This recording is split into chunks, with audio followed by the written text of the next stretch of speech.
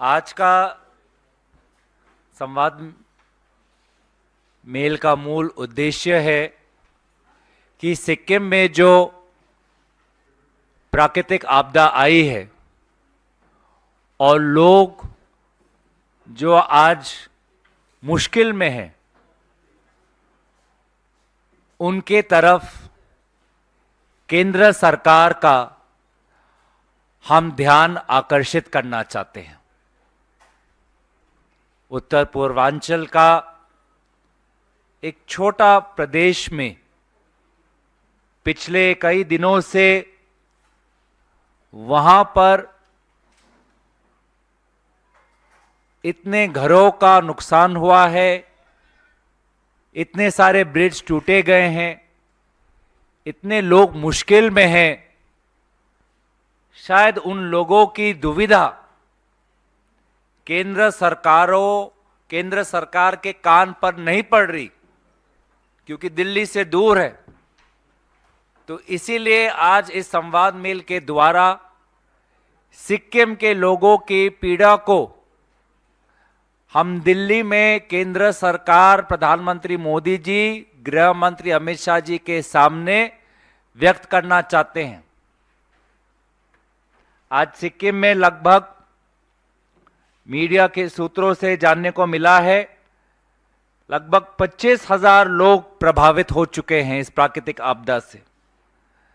लगभग 7,600 लोग बेघर हो चुके हैं। लगभग 80 करीब के लोग के जान जा चुके हैं। जो नेशनल हाईवे 10 है, जो सिक्किम को जोड़ता है पूरे देश से, आज उसकी अवस्था नहीं है। लगभग 23 जवान को हम ढूंढ नहीं पा रहे उनको एक को हम बचा पाए हैं और 8 जवानों के शव अभी तक हासिल हुए हैं। लगभग 2000 से लगभग 3000 पर्यटक आज फंसे हुए हैं चाटन में, लाचन में, लाचुंग में, थांगू में, उत्तर सिक्किम में।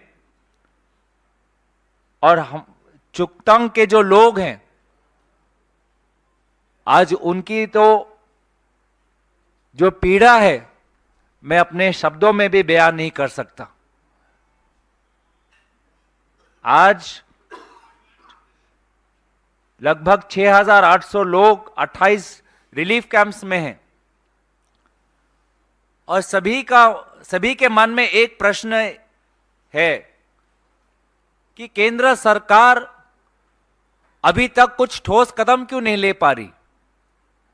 केंद्र सरकार सक्रिय रूप से सिक्किम के जमीन पर दिखाई क्यों नहीं दे रही, क्यों गायब है सिक्किम से।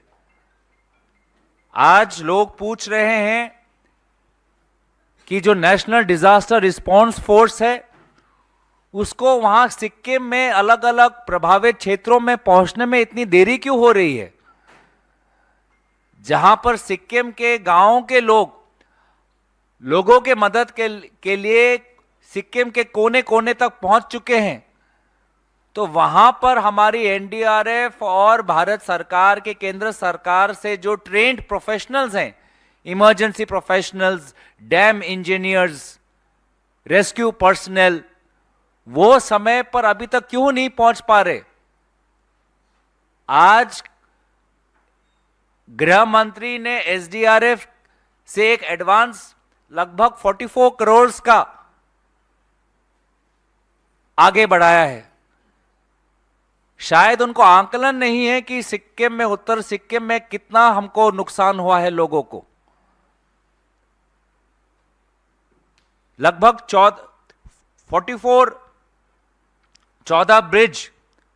14 ब्रिज आज टूट चुके हैं, जो पहाड़ी इलाकों में कनेक्टिविटी की एक वो जीवन धारा है। आप पहाड़ के इलाकों में आप समझ सकते हैं कि जब एक पुल टूटता है तो वहां पर कितने, अब जो दवाई हो, गाड़ी हो, लोगों को अपने घर में या अस्पताल जाने में कितनी दुविधा हो रही है। तो वो उत्तर पूर्वांचल में जहां पर लगभग उत्तर सिक्किम में जहां पर 14 ब्रिज टूट चुके हैं, वो तो इलाका तो आज अंधकार में है, लगभग 30-40 साल पीछे आ गया है। और ये उत्तर पूर्वांचल का जो उत्तर सिक्किम का जो इलाका है, भारत की सीमा से सटा हुआ है। क्या हमको नहीं पता कि सीमा के उस पार विदेशी ताकतें किस प्रकार से अपने सेना को तैनात करके रखी हुई है? हर दिन वो हमारे सीमा के अंदर घुसने की कोशिश करती है।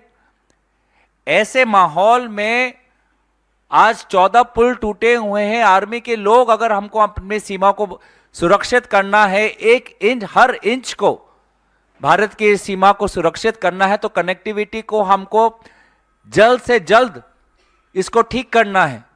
लेकिन जो तत्परता हमको दिखाई देनी चाहिए केंद्र सरकार की तरफ से, वो हमको नहीं दिखाई दे रही।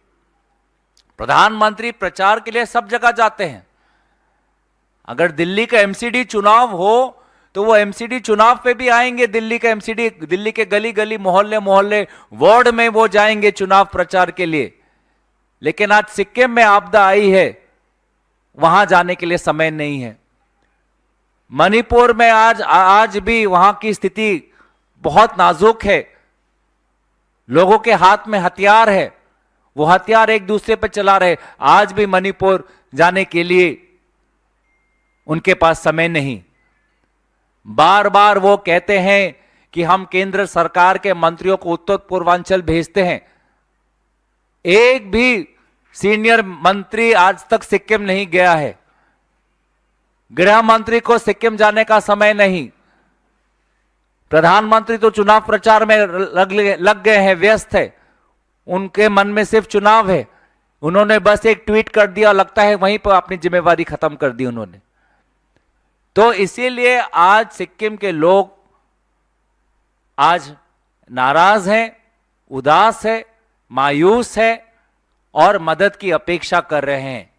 क्योंकि ऐसे स्थिति में सिर्फ नेशनल जो हमारे फोर्सेस हैं, पर्सनल है, ट्रेन पर्सनल है, डॉक्टर हैं, उनकी जरूरत आज जमीन पर है।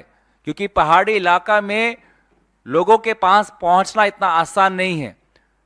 एक इमरजेंसी ऑपरेशन आज केंद्र सरकार के तरफ से होनी चाहिए थी, लेकिन इमरजेंसी ऑपरेशन तभी होता अगर सरकार तत्परता दिखाती, प्राथमिकता दिखाती।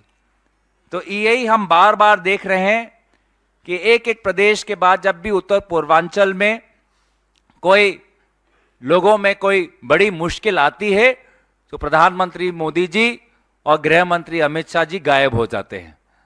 जब चुनाव आएंगे तो सब जगह दिखाएंगे, लेकिन जब लोगों को जरूरत है मदद की, तब ना प्रधानमंत्री दिखाई देते हैं, ना गृह मंत्री दिखाई देते। तो हमारा तो ये हमारी मांग है कि केंद्र सरकार राज्य सरकार को मदद करे, इमरजेंसी के तरीके से इसको देखा जाए। कोने कोने तक army, national disaster response force, जहां पे एयर ड्रॉप करना पड़े एयर ड्रॉप करे लोगों को। इस प्रकार की एक तत्परता दिखाए जो हमने जब सिक्किम में अर्थक्वेक आया था 2011-12 में, तब हमने देखा था कि किस प्रकार से हमने अपने पूरा देश एकजुट हो गया था।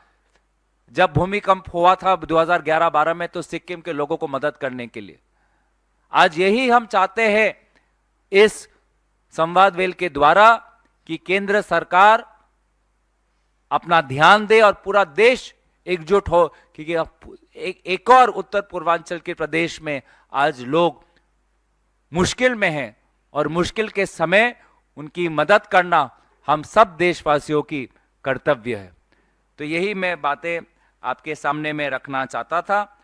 इसके अलावा अगर आप और कुछ प्रश्न हैं, मैं संक्षेप में मैं उत्तर दे दूंगा, पर मैं अंत में अंग्रेजी में मैं एक समराइज करना चाहता हूं। That this press conference has been especially organized to make the central government focus on the state of affairs in Sikkim. What we are facing in Sikkim is unprecedented. The damage is unprecedented. The loss in connectivity is unprecedented. Thousands of people have been displaced. Many have died. Many are living in relief camps. Chuptang, the people are in severe distress. Connectivity towards the border areas of India have been lost. This opens up an issue of strategic security. It puts our border security at risk at such a time when there are foreign elements in across our border. We cannot afford any of our border areas to be vulnerable, to be inaccessible to the Indian armed forces. We urge the central government to step up their aid. 44 crores is too small for the scale of devastation in Sikkim. We urge the central government to send a senior cabinet minister to review the situation.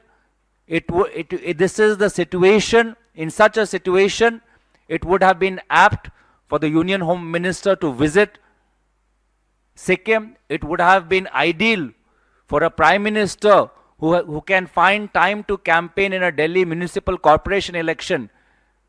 It would have been ideal and it would have been normal to expect from such a Prime Minister who campaigns in a municipal election to visit and survey the state of affairs in Sikkim. Unfortunately, the Prime Minister is nowhere to be found.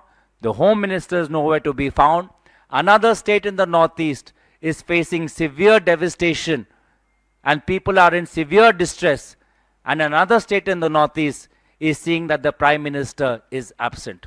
Our only hope is that, like in 2011-12, when the earthquake hit Sikkim, the entire nation rallied together.